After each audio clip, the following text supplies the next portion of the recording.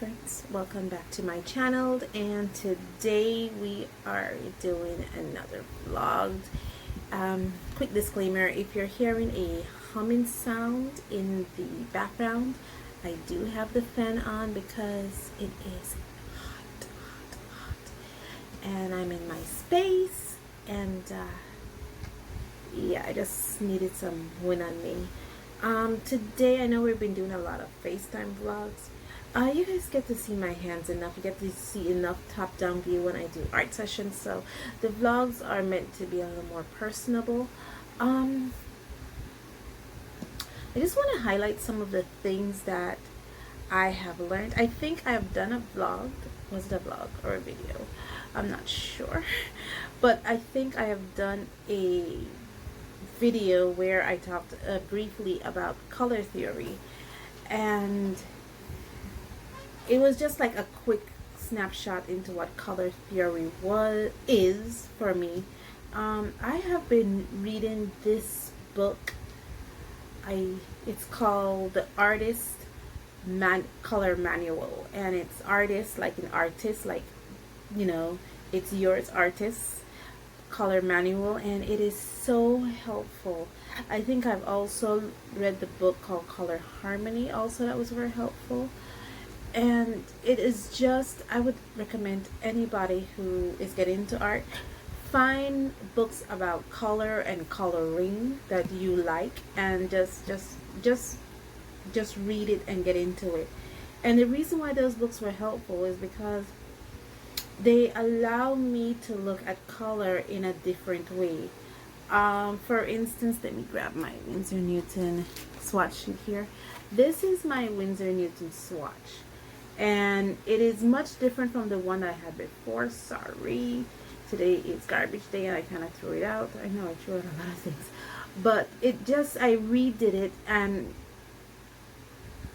to me, like, somehow when I redid it, it made sense.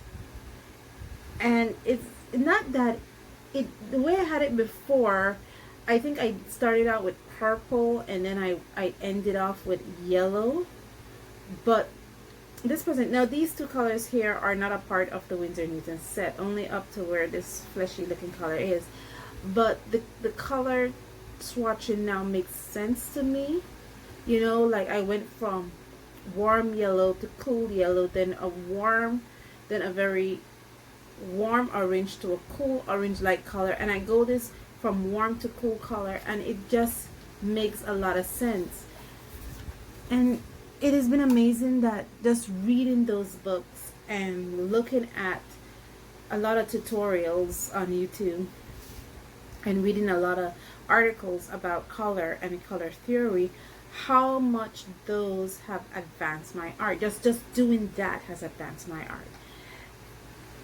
That to me was surprising. The other thing that was surprising, let's see if I have it here, I should, that I think I also talked about this little book here in a previous vlog. This little book here is made out of watercolor paper, I believe, and it just, for me to swatch out what I'm thinking, what colors I want to work with. Doing little exercise like these makes a lot of sense. One of the things I've learned is just to observe color in nature. I always talk about my hour commute to work, and I use that as an opportunity to learn. I'm always looking out the bus window, and I know people are thinking of me strange because I have an earphone in my ears. I am either doing some art and I'm just looking out the window, and every time I look out the window, I just look at how the trees are formed. And it's not necessarily to see the trees, but to see the shapes the tree makes. Like, for instance, when I look at a tree, I don't look at the actual tree itself. I see a circle, I see triangles, I see hexagonal shapes, I see irregular shapes.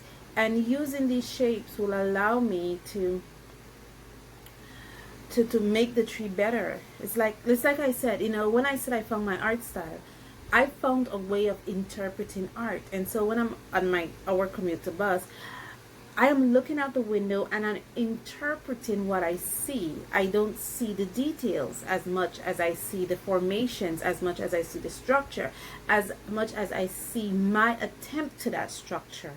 You know, like seeing a triangle when I look at a tree is my attempt at looking at the structure of that tree. Like when looking at the clouds, instead of seeing puffy clouds, you know, you see clouds that have these irregular shapes to them, and to see the colors these clouds make. I mean, the clouds, believe it or not, clouds are very colorful. Take a second to look at them. They are very colorful, and to see how those colors gradiate and lighten and darken. It's just, every time I look out the window and I look on my hour commute and I see these things, it's phenomenal to me. And a lot of times, one of the exercises I like to do when I'm also doing this is I like to see the black. I mean, find the black line. That's a game I like to play. It's just a mental game when I look at an object. I know normally when we draw, we like to do this line work with black outlines, but a lot of times I want to find the black line. How is the figure drawn? How does the subject draw itself in nature? Is there a black line? Now, in truth, in nature, there is no black line, but I just like to say, find the black line. Find how nature draw this figure. Find it. Other games I like to play, I'm just telling you games I like to play when I'm looking out the window, some mental games. When I look at the trees, I look for the blue. And one of my colleagues were like, what are you looking at? Why are you staring at these trees? And I was like, I'm trying to find the blue. And they were like perplexed, like, find the blue? And I was like, okay, when you see a bunch of trees together, especially when they're over in the distance, especially if they're in the shadow area, if you look at those trees all bunched together, all crumbled together in the distance, if you see them and you see that shadowy area, it is blue. To me, it is blue. It is not a dark green. It is not a black. It is a blue. And so when I look at those, sometimes I like to say, okay, let me find the blue in the trees or the yellow in the leaves, because when the sun hit the leaves, especially at the point where the light shine on the leaves itself, it is not green. You know, for me, it is yellow. And those are just some of the things that I like to do when I'm doing my hour commute. Sorry. Besides being hot, it's also activating my allergies. And yeah, I've been drinking a lot of water. And the other stuff that I like to do is not only find the different shades and gradation in nature and find the outline and how nature draw those subjects to me. Other stuff I like to do is just to validate what in this book. There's a book. This book, the art, I forgot the name of it. It's not Color Harmony. And it's not the artist manual, artist color manual. It was another color book. I don't remember the name that I read, because there were 3 color books that I read that talked about warm and cool colors, and that it is relative. One, that warm and cool is relative. No color is predominantly cool and no color is predominantly warm. Yes, they did validate that reds and yellows tend to be more warmer than blues, but if you should get a color like a carmine color and you should put it against a vermilion color, that vermilion color, in contrast to the carmine color, would look more warmer, and the carmine color will look more cooler. But if you should put that same carmine color and put it up against maybe a magenta, that carmine color then becomes the warm color and the magenta becomes the cool color. And the vice versa applies when it comes to blue. If you put cobalt blue next to ultramarine, obviously ultramarine is going to be the cool color and the cobalt could be the warm color. But if you should take that same cobalt color and put it against a cerulean color, now that cobalt color is much warmer than, the cobalt color is much cooler than the warmer cerulean color. So, and that's what I say when I say things like, you know, cool and warm when it comes to color temperature is relative, because it all depends on the color that color is next to will determine whether it is warm or cool. The other thing that this book teaches me is that when you look at things in the distance, that it becomes more cooler than warmer.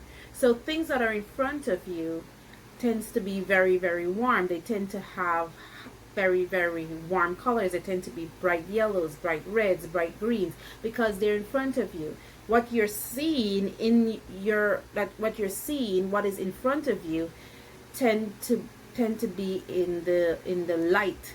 And so because light is shining on it, it tends to be warmer. Whereas things that are more in the distance, things that are more on that horizon line, don't seem to capture as much light in your vision that's in the distance, so they will look more cooler to you. And so when you're doing paintings, you always have to remember that the distance, the horizon line is cool, it is blue, and things that are in front of you is yellow. Just little tidbits that I picked up from books that I have read and YouTube's courses that I've seen when it comes to colors. The other exercise that I've been doing is I've been doing a little background here. I think I've shown this too, where I'm looking at just dedicating a few pages in this sketchbook, because there's quite a few pages in this sketchbook, doing backgrounds, trying to better myself when it comes to making backgrounds and the rule of thirds. I've used distancing. I've learned about distancing, the rule of thirds. The one part of that I can't seem to get is the golden ratio. I have talked about it with other artists on YouTube, and I'm talking about established artists, and you know, they all agree that it's something that is a little complicated to understand, and it's not necessarily the best for a beginner like me. The best course of action is the rule of thirds. So I will just continue sticking with the rule of thirds and distancing. Distancing just basically means that things that are in a distance tend to be more abstract, tend to be more faded, versus things that are in front of you, which tend to be more detailed. That's it. That's what distancing is all about. So you don't put too much emphasis or details in the stuff that are in your distance. You know, so you can be abstract with them, you can be less detailed with those, that the things that are in front of you, the things you want to put emphasis on, those things you make detail. Unless that the subject matter that you want to put emphasis on is in the distance, then you make the things that are in front of you less abstract and less detailed, and you put details into that subject matter that is in the distance that you want to emphasize. And that's basically it. Those are some of the things that I picked up. I want to share them with you. This is going to be a very long vlog, but just for you guys to know that I am learning, I am sharing with you what I've learned. I'm not keeping it to myself, and I just want you to know that I am serious about this 2023 goal that I have. And thank you guys so much for supporting me. I am super duper duper happy. I am thrilled because last count I had over 243 subscribers. I was like, oh my gosh, 243. I was overjoyed. I was literally overjoyed when I saw 243. Thank you, thank you, thank you, thank you, thank you, thank you, thank you for joining me on this journey. Thank you for the encouragement. Thank you for viewing me. Thank you for subscribing. Thank you for commenting. Thank you for liking my videos. Thank you so much. I truly, truly appreciate you. And with that said, stay safe, stay blessed, and I'll see you in the next one.